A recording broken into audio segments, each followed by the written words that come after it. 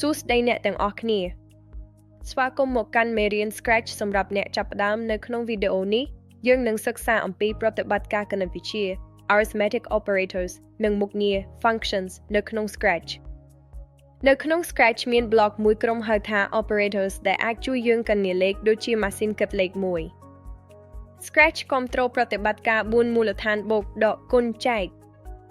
ឧទាហរណ៍បើយើងដាក់8លទ្ធផលគឺ8 blocks ទាំងនេះអាចយកទៅប្រើជាមួយ block ផ្សេងបានមាន operator មួយទៀតឈ្មោះថា mod ដែលប្រើសម្រាប់រកសំណល់ពីការចែកលេខឧទាហរណ៍10 mod 31ប្រសិនបើលទ្ធផល0មានន័យថាលេខនោះអាចចែកដាច់យើងអាចប្រើវាដើម្បីពិនិត្យថាលេខគូឬលេខសេស round គឺជាមុខងារដើម្បីបង្កត់លេខសភាឧទាហរណ៍ round 3.1 3 round 3.5 4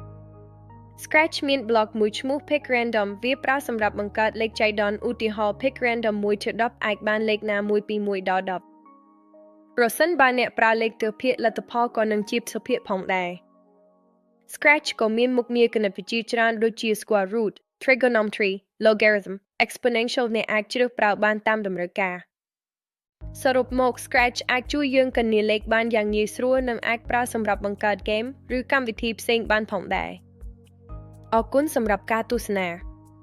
កុំភ្លេច like និង subscribe ដើម្បីរៀន Scratch បន្ថែមទៀត